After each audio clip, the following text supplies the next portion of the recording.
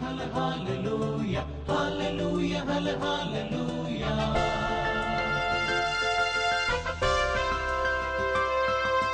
La la la la, la la la la,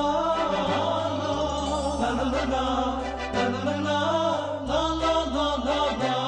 രക്ഷാ സന്ദേശം, രക്ഷാ സന്ദേശം, വരവായ യേശുവിൻ രക്ഷാ സന്ദേശം, രക്ഷാ സന്ദേശം, രക്ഷാ സന്ദേശം, വരവായ യേശുവിൻ രക്ഷാ സന്ദേശം. വിടുതല ജീവനായി, ജീവനായി രക്ഷാ സന്ദേശം, വരവായ യേശുവിൻ രക്ഷാ സന്ദേശം, രക്ഷാ സന്ദേശം, രക്ഷാ സന്ദേശം. വളരെ സന്തോഷത്തോടെ നിങ്ങളെ ഒരു കാര്യം അറിയിപ്പാൻ ഞാൻ ആഗ്രഹിക്കുകയാണ്. ഏപ്രിൽ മാസം നമ്മളുടെ 7ാമത് ഐക്യ സുവിശേഷ യോഗവും കുടുംബസംഗമവും നിങ്ങൾ മറക്കരുത്, ഓർത്ത് പ്രാർത്ഥിക്കണം. നിങ്ങളെല്ലാവരെയും ദൈവനാമത്തിൽ ക്ഷണിക്കുന്നു. കൂടാതെ ഇന്ന് വൈകിട്ട് ഈസ്റ്ററിൻ്റെ ദിവസം, ഇന്നു മുതൽ ഒരാഴ്ചത്തെ താമസിച്ചുള്ള ധ്യാനം ആരംഭിക്കുന്നു. പ്രയോജനപ്പെടുത്താം. ദൈവം നിങ്ങളെ അനുഗ്രഹിക്കട്ടെ. നിങ്ങളെ ഈ ശുശ്രൂഷകൾക്കായി ക്ഷണിക്കുന്നു. മറ്റൊന്ന്, സെപ്റ്റംബർ മാസം 15-ാം തീയതി മുതൽ 24-ാം തീയതി വരെ 10 ദിവസത്തെ വേദ പുസ്തക പഠന യാത്ര യോർദാൻ മുതൽ കൈറോ വരെ നമ്മൾ ക്രമീകരിച്ചിട്ടുണ്ട്. വിശുദ്ധ നാട് സന്ദർശനം EGM ഓഫ് ഇന്ത്യയുടെ നേതൃത്വത്തിലാണ്. അതിൻ്റെ കൂടുതൽ വിവരങ്ങൾ നിങ്ങൾക്ക് ഓഫീസുമായി ബന്ധപ്പെടാം.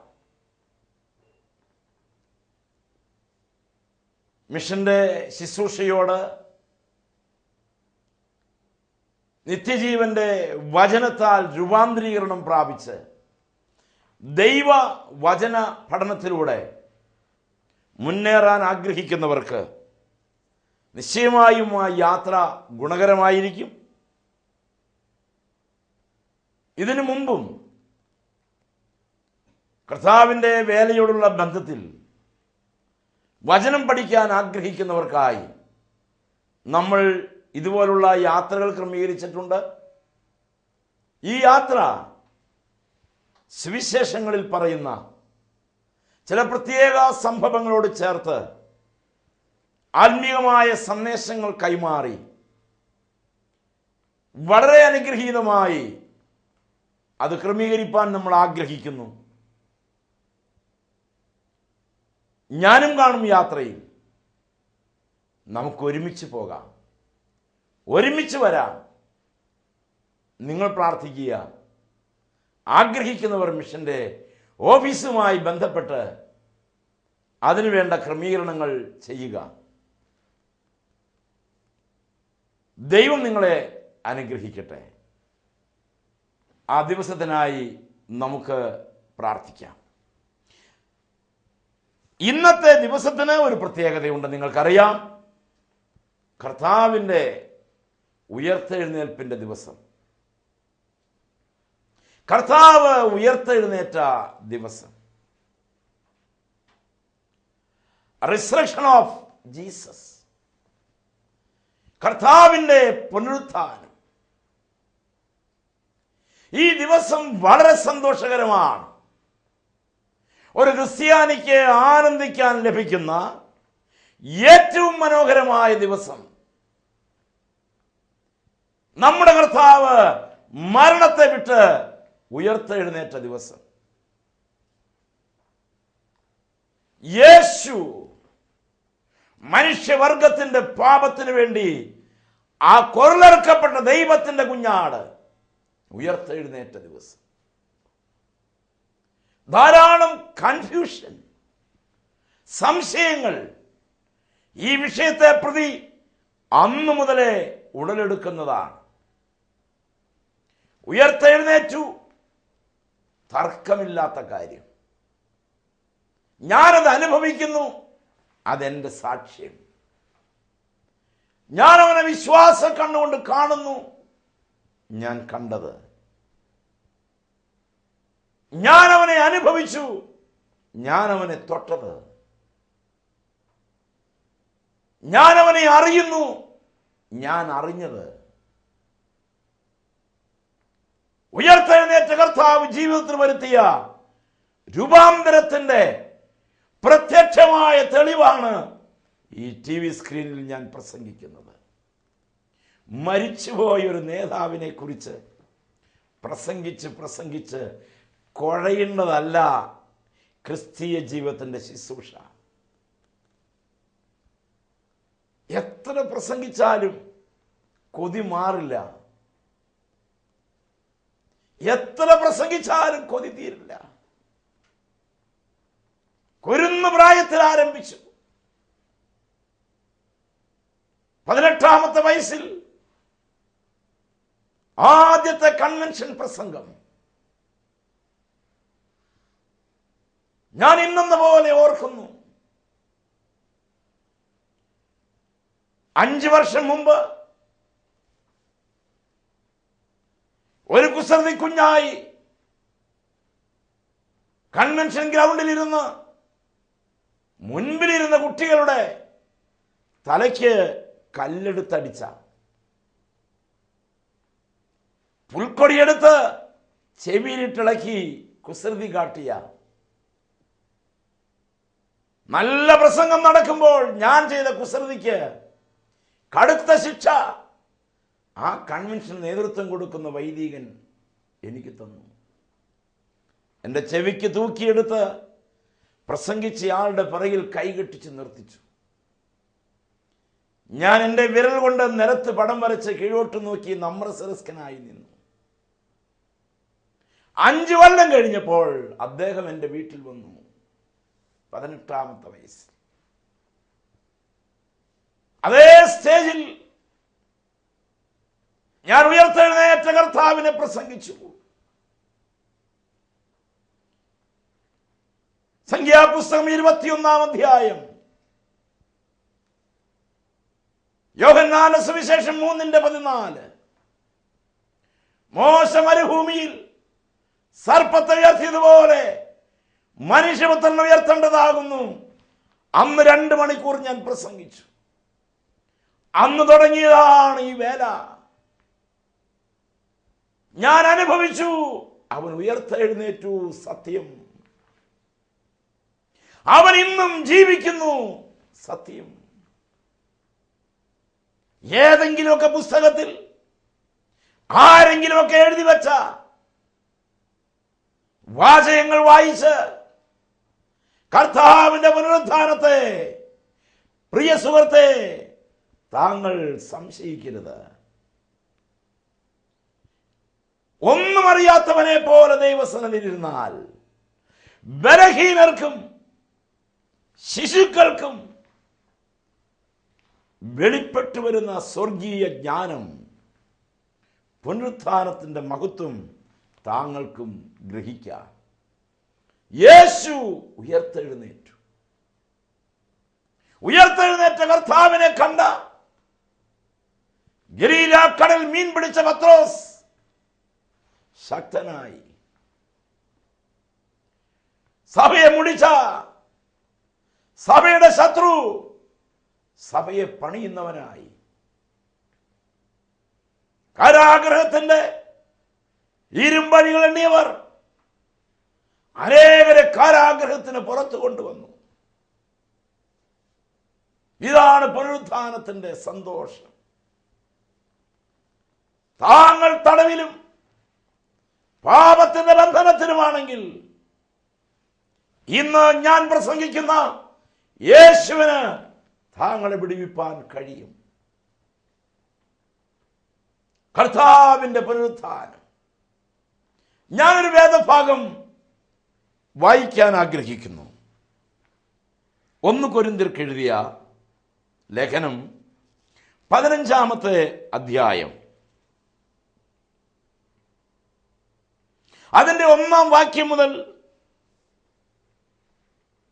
കർത്താവിന്റെ പുനരുത്ഥാനത്തെ സംബന്ധിച്ചാണ് പറയുന്നത്. റിസറക്ഷൻ ഓഫ് ക്രൈസ്റ്റ്, അവന്റെ പുനരുത്ഥാനത്തിന്റെ പടികൾ അവിടെ പറയുന്നു. ഞാനതിൻ്റെ ആരംഭ ഭാഗങ്ങൾ പറഞ്ഞ് സമയം കളയാൻ ആഗ്രഹിക്കുന്നില്ല. നിങ്ങളുടെ കയ്യിൽ ബൈബിൾ ഉണ്ടെങ്കിൽ നിങ്ങളെടുത്ത് വായിക്കണം. മരിച്ചവരുടെ പുനരുത്ഥാനമില്ല എങ്കിൽ ക്രിസ്തുവും ഉയർത്തെഴുന്നേറ്റിട്ടില്ല. ഞാനാകട്ടെ അവരാകട്ടെ ഈ വണ്ണം ഞങ്ങൾ പ്രസംഗിക്കുന്നു, ഈ വണ്ണം നിങ്ങൾ വിശ്വസിക്കുന്നു. അതിൻ്റെ മഹത്വം, നിശ്ചയം, ഉറപ്പ് നമുക്കതിൻ്റെ 19-ാമത്തെ വാക്യം വരെ കാണാം. 1-ാം വാക്യം മുതൽ 19-ാമത്തെ വാക്യം വരെ. അത്രയും വാക്യം ഞാൻ പ്രസംഗിക്കാതെ മാറ്റുകയാണ് വിസ്താര ഭയത്താൽ. എന്നാൽ ഈസ്റ്ററിന്റെ ദിവസം വളരെ പ്രധാനമായി താങ്കൾ ഓർത്തിരിക്കേണ്ട ചില വസ്തുതകളിലേക്ക് വിരൽ ചൂണ്ടാൻ ഞാൻ ആഗ്രഹിക്കുന്നു. 20-ാമത്തെ വാക്യം, എന്നാൽ ക്രിസ്തു നിദ്ര കൊണ്ടവരിൽ ആദ്യഫലമായി മരിച്ചവരുടെ നിന്ന് ഉയർത്തിരിക്കുന്നു. ആദ്യഫലമാകേണ്ടതിന് ക്രിസ്തു ഉയർത്തെഴുന്നേറ്റിരിക്കുന്നു. ഉയർത്തെഴുന്നേറ്റവരിൽ അവൻ ആദ്യജാതൻ, ആദ്യ ഫലം. പുനരുത്ഥാനത്തിന്റെ നിര നമ്മൾക്ക് അവിടെ കാണാം. 23-ാം വാക്യം, ഓരോരുത്തരും താന്താന്റെ നിരയിലത്രേ. ആദ്യഫലം ക്രിസ്തു, പിന്നെ ക്രിസ്തുവിനുള്ളവർ അവന്റെ വരവിങ്കൽ, പിന്നെ അവസാനം. എത്ര മനോഹരം! ആദ്യഫലം ക്രിസ്തു, പുനരുത്ഥാനത്തിന്റെ നിര, ആദ്യം കർത്താവ്. കർത്താവാണ് പുനരുത്ഥാനത്തിന്റെ ആദ്യം. മനുഷ്യൻ മൂലം മരണമുണ്ടായി. അവന്റെ പാപത്താൽ, ആദമിന്റെ പാപത്താൽ, ആദ്യ മനുഷ്യന്റെ പാപത്താൽ മരണം വന്നെങ്കിൽ ഒടുവിലത്തെ ആദാം, രണ്ടാം മനുഷ്യൻ എന്നെല്ലാം അറിയപ്പെടുന്ന യേശുക്രിസ്തു നിമിത്തം പുനരുത്ഥാനമുണ്ടായി. മരണത്തിന് കാരണം മനുഷ്യനാണെങ്കിൽ ഉയർപ്പിന്റെ കാരണം രണ്ടാം മനുഷ്യനായ, ഒടുക്കത്തെ മനുഷ്യനായ, ഒടുവിലത്തെ ആദാമായ യേശു നിമിത്തം പുനരുത്ഥാനമുണ്ടായി. രണ്ടാം ജനനം ക്രിസ്തു നിമിത്തമുണ്ടായെങ്കിൽ പുനരുത്ഥാനവും ക്രിസ്തു നിമിത്തം. പ്രിയ ദൈവമക്കളെ, ക്രിസ്തീയ ജീവിതത്തിന്റെ പ്രത്യാശയാണ് ഈ ദിവസത്തിന്റെ പ്രത്യേകത. യേശുവിന്റെ ഉയർത്തെഴുന്നേൽപ്പ് മദ്യം കഴിച്ച് അറിഞ്ഞു തുള്ളാനുള്ളതല്ല. ഉള്ള കന്നുകാലികളെ മറച്ച് മാംസ്യാഹാരം കഴിച്ച് മദ്യം ഉപയോഗിച്ച് കർത്താവിന്റെ ഉയർപ്പെന്ന പേരിൽ ആടിപ്പാടാനുള്ളതല്ല. അതിനായി ദിവസം താങ്കൾ ഉപയോഗിക്കരുത്. ശക്തമായി സഭയിലെ ജനത്തിന് ഈ മുന്നറിയിപ്പ് കൊടുക്കേണ്ടവർ മറന്നുപോയാൽ ജനം പാപം ചെയ്ത് ദൈവസന്നിധിയിൽ നശിക്കും. യേശു ഉയർത്തെഴുന്നേൽക്കുമെന്ന കാര്യം തർക്കമറ്റത്. ഉയർത്തെഴുന്നേറ്റു എന്ന കാര്യം തർക്കമറ്റത്. അങ്ങനെയെങ്കിൽ അവൻ ഉയർത്തെഴുന്നേറ്റത് കൊണ്ട് നമുക്കുമുണ്ട് ഒരു ഉയർത്തെഴുന്നേൽപ്പ്. കർത്താവിന്റെ പുനരുത്ഥാനം നമുക്ക് തരുന്ന ഉറപ്പ് ഒന്ന്, നമുക്കൊരു ഉദ്ധാരണമുണ്ടെന്നുള്ളതാണ്, ഉയർപ്പുണ്ടെന്നുള്ളതാണ്, നമുക്കൊരു ജനനമുണ്ടെന്നുള്ളതാണ്, ഒരു നിത്യതയുണ്ടെന്നുള്ളതാണ്. നമ്മളെല്ലാവരും പുനരുദ്ധാനം ചെയ്യും. ആര്? നമ്മൾ എല്ലാവരും. ആരാണ് ഈ നമ്മളെല്ലാവരും? ചിലർ പറയുന്നു ഞങ്ങൾ മാത്രമേ ഉയർത്തെഴുന്നേൽക്കൂ. ഒരു കാലത്ത് ചില സഭകൾ അങ്ങനെ അവകാശപ്പെട്ടു. ഇപ്പോൾ അങ്ങനെയല്ല. ഇപ്പോൾ ചില കൂട്ടായ്മക്കാർ പോലും പറയുന്നത് വേറെ ആരും ഉയർത്തെഴുന്നേൽക്കില്ല, ഞങ്ങൾ മാത്രം. കർത്താവ് ഇനി വരുന്നതും ഞങ്ങളെ മാത്രം ചേർക്കാൻ. ഞങ്ങൾ മാത്രമേ പോകൂ. കഷ്ടമായിപ്പോയി. അങ്ങനെ പറയാതെ പ്രിയപ്പെട്ടവനെ, ഈ പുസ്തകം വളരെ കൃത്യമായി പറയുന്നു. രക്ഷാനിർണയം പ്രാപിച്ച് വിശുദ്ധിയോടെ ജീവിക്കുന്നവർ ഏതെല്ലാം സമൂഹങ്ങളിൽ,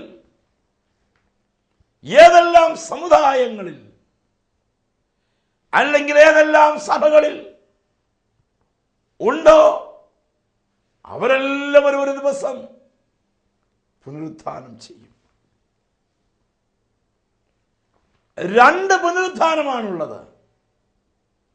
വെളിപ്പാട് പുസ്തകം 20-ാമത്തെ അധ്യായം 5-ാം വാക്യം. ഒന്ന്, നീതിമാന്മാരുടെ പുനരുത്ഥാനം. ഏതെല്ലാം സന്ദർഭങ്ങളിലായി വിശുദ്ധന്മാർ പുനരുത്ഥാനം ചെയ്യുന്നുവോ, അല്ലെങ്കിൽ നീതിമാന്മാർ പുനരുത്ഥാനം ചെയ്യുന്നുവോ, അതെല്ലാം ഒന്നാം പുനരുത്ഥാനമാണ്. 3 സന്ദർഭങ്ങളിലായി നാം ഈ പുനരുത്ഥാനത്തെ കാണുന്നു. അത് നമ്മൾക്ക് ഈ ഭാഗത്ത് കാണാം. 23-ാം വാക്യം. ആദ്യ ഫലം ക്രിസ്തു. പുനരുത്ഥാനത്തിന്റെ ആദ്യം യേശു ക്രിസ്തു. പിന്നെ ക്രിസ്തുവിനുള്ളവർ അവന്റെ വരവിങ്കൽ. രണ്ടാമത്തേത് അവന്റെ വരവിങ്കൽ. പിന്നെ അവസാനം. ആദ്യം ക്രിസ്തു, അവൻ പുനരുത്ഥാനം ചെയ്തു. ഇനി അവന്റെ വരവിങ്കൽ, അവന്റെ വരവിങ്കൽ ഒരു പുനരുത്ഥാനമുണ്ട്. മധ്യാകാശത്ത് തന്റെ സഭയെ ചേർക്കാൻ കോടാനുകോടി സ്വർഗീയ മഹത്വങ്ങൾ അണിഞ്ഞിട്ടുള്ള നമ്മുടെ നാഥൻ ഗംഭീരനാദത്തോടും പ്രധാന ദൂതന്റെ ശബ്ദത്തോടും ദൈവത്തിന്റെ കാഹളത്തോടും കൂടെ മധ്യാകാശത്ത് ഇറങ്ങി വരുമ്പോൾ ക്രിസ്തുവിൽ മരിച്ചവർ, യേശു ക്രിസ്തുവിൽ മരിച്ചവർ പുനരുദ്ധാനം ചെയ്ത് അവനെ എതിരേൽപ്പാൻ മേഘങ്ങളിൽ എടുക്കപ്പെടും. അവന്റെ വരവിങ്കൽ ജീവനോടിരിക്കുന്നവർ അവരോടൊപ്പം ആകാശങ്ങളിലേക്ക് മഹത്വ ശരീരം പ്രാപിച്ച് പറന്നുയരും. 1 തെസ്സലോനിക്ക ലേഖനം 4-ാം അധ്യായം 16-ാമത്തെ വാക്യം.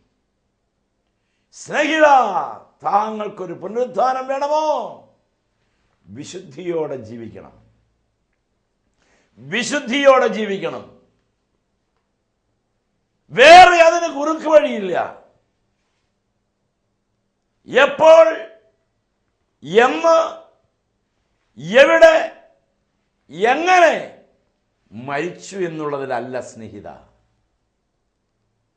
അല്ല. നീ യേശുക്രിസ്തുവിൽ മരിച്ചോ എന്നതാണ് പ്രശ്നം. എവിടെ മരിച്ചു എന്നല്ല,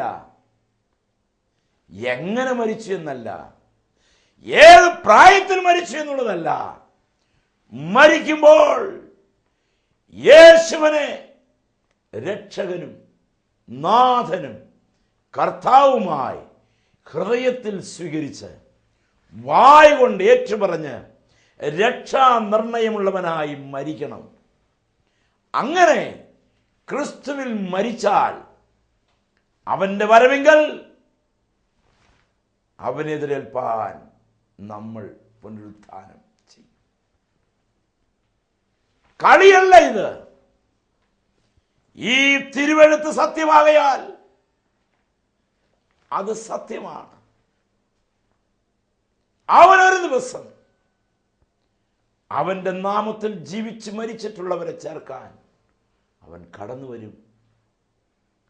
നാമധേയ ക്രൈസ്തവ ലോകം അവന്റെ വരവെങ്കിൽ പുനരുത്ഥാനം ചെയ്യാൻ വേദപുസ്തകത്തിൽ രണ്ടാമതൊരു മാർഗമില്ല. മരണത്തിന് മുൻപ് ജീവിതം വിശുദ്ധിയോടെ പാലിക്കണം. പ്രിയ സുഹൃത്തെ, ഞാനൊന്ന് പറയട്ടെ, നിങ്ങളെ ആരും ചതിക്കരുത്. താങ്കളെ ആരും പറഞ്ഞു പറ്റിക്കരുത്. സത്യവചനം യഥാർത്ഥമായി പ്രസംഗിച്ചും സത്യവചനം യഥാർത്ഥമായി പഠിച്ചും വചനത്തിനനുസരിച്ച് താങ്കൾ ജീവിക്കാൻ ശ്രമിച്ചില്ലെങ്കിൽ അവരും ഇവരും ഒക്കെ പറഞ്ഞു കേട്ട് അതും ഇതും അതുമൊക്കെ ചെയ്താൽ, എന്റെ നേരെ നോക്കാമോ? അങ്ങനെ ചെയ്തു പോയാൽ താങ്കളുടെ നിത്യത താങ്കൾക്ക് നഷ്ടമാകും. പറയുന്നവർക്ക് പറഞ്ഞാൽ മതി, താങ്കൾക്ക് വിലപ്പെട്ട നിത്യത നഷ്ടപ്പെടും. യേശു ജീവന്റെ നാഥനായ കർത്താവ് മാത്രം എൻ്റെ രക്ഷകൻ. യേശുവിനെ മാത്രം ആരാധിക്കുക. അവന്റെ വചനം അനുസരിച്ച് ജീവിക്കുക. അവനെ മാത്രം പ്രസാദിപ്പിക്കുക. ഈ ഉയർത്തെഴുന്നേൽപ്പിന്റെ ദിവസം അതായിരിക്കട്ടെ നമ്മുടെ ചിന്ത. എനിക്കെൻ്റെ ദൈവത്തെ പ്രസാദിപ്പിക്കണം. വെറുതെ ആഘോഷമാക്കി മാറ്റല്ലേ. തരംതാണ പണിക്ക് പോകല്ലേ. യേശുവിന്റെ ഉയർത്തെഴുന്നേൽപ്പിന്റെ പേരിൽ താങ്കൾ അങ്ങനെ പോകല്ലേ. ഇന്ന് മരിച്ചാൽ, ഇന്ന് രാത്രി താങ്കളുടെ ആത്മാവിനെ ദൈവം എടുത്താൽ, ഈ ഈസ്റ്ററിന്റെ ആഘോഷം കൊണ്ട് നിങ്ങളുടെ ആത്മാവ് നശിച്ചു പോകും. കൂടപ്പുറപ്പേ, നശിച്ചു പോകും. പള്ളി പോയിട്ട് വന്നിട്ടാ ഞങ്ങൾ അടിച്ചതെന്ന് പറയരുത്. പള്ളിയിൽ പോയി വന്നിട്ട് തെറ്റ് ചെയ്താൽ തെറ്റ് തന്നെ. 50 ദിവസം മസ്സിന് പിടിച്ചു നിന്ന് വ്രതമനുഷ്ഠിച്ച് ഭക്ഷണങ്ങൾ ഒഴിവാക്കി ഉപവാസവും പ്രാർത്ഥനയും കഴിച്ച താങ്കൾക്ക് ഇന്നത്തെ ജീവിതം എങ്ങനെയുണ്ട്? അഴുക്കുള്ളതാണോ? പിടിച്ചു നിർത്തിയ എല്ലാ നിയന്ത്രണങ്ങളും ഇന്ന് പൊട്ടുന്ന ദിവസമാണോ? ഇന്ന് താങ്കളുടെ 49 ദിവസത്തെ തീരുമാനം തകരുന്ന ദിവസമാണോ? കഷ്ടം, കഷ്ടം. പാടില്ല. യേശു ഉയർത്തെഴുന്നേറ്റതിനെ കുറിച്ച് ഓർക്കുമ്പോൾ നാം സന്തോഷിക്കേണ്ടത്, എനിക്കൊരു ഉയർപ്പുണ്ട്. ആ ഉയർപ്പിന് വേണ്ടി ഞാൻ വിശുദ്ധിയോടെ ജീവിക്കണം. പുനരുദ്ധാന നിരയിൽ ആദ്യഫലം ക്രിസ്തു, രണ്ടാമത്തേത് അവൻ മധ്യാകാശത്ത് വരുമ്പോൾ കോടാനുകോടി ഭക്തന്മാർ ഉയർത്തെഴുന്നേൽക്കുമ്പോൾ. എവിടെ അടക്കപ്പെട്ടു എന്നല്ല, ഏത് സെമിറ്ററിയിൽ അടക്കി എന്നുള്ളതല്ല. എവിടെ അടക്കപ്പെട്ടാലും താങ്കൾ വിശുദ്ധിയോടെ ജീവിച്ചാൽ അവൻ്റെ സ്വരം മഹിമ ആകാശത്ത് മുഴങ്ങുമ്പോൾ ഈലെഴുകുന്നത് പോലെ പറന്നു പോകുന്നൊരു കാലം വരും. ആ കൂട്ടത്തിൽ താങ്കൾ കാണുമോ? ഈസ്റ്ററിൻ്റെ ദിനം ആ ചിന്ത നിങ്ങളെ ഭരിക്കട്ടെ. ഈ രാത്രി എൻ്റെ ആത്മാവിനെ ചോദിച്ചാൽ എൻ്റെ ഉയർത്തെഴുന്നേൽപ്പ് എങ്ങനെ? പ്രാർത്ഥിക്കാം. കരുണയുള്ള ദൈവമേ, സ്വർഗസ്ഥ പിതാവേ, നീ നൽകിയ സന്ദേശത്തിനായി സ്തോത്രം. തന്നെ വിശുദ്ധീകരിച്ച് അങ്ങയുടെ വരവിന് വേണ്ടി ഒരുങ്ങി അങ്ങ് ഉയർത്തെഴുന്നേറ്റതുപോലെ ഒരു ദിവസം ഞങ്ങളും ഉയർത്തെഴുന്നേറ്റ് അങ്ങയോട് ചേരാൻ, അങ്ങയിൽ മറയാൻ, വിശുദ്ധന്മാരോട് ചേരാൻ, മഹാവിശുദ്ധിയോടെ ജീവിതം തികച്ചവരോട് ചേരാൻ ഈ പ്രിയ പ്രേക്ഷകരെല്ലാം നീ ഒരുക്കണമേ. പാപങ്ങൾ ക്ഷമിക്കണമേ, രോഗങ്ങളെ സൗഖ്യമാക്കണമേ, ജീവിതത്തെ വിശുദ്ധീകരിക്കണമേ, മഹത്വം കർത്താവ് എടുക്കണമേ. യേശുവിൻ്റെ നാമത്തിൽ തന്നെ ആമേൻ. Praise the Lord. ദൈവം നിങ്ങളെ അനുഗ്രഹിക്കട്ടെ.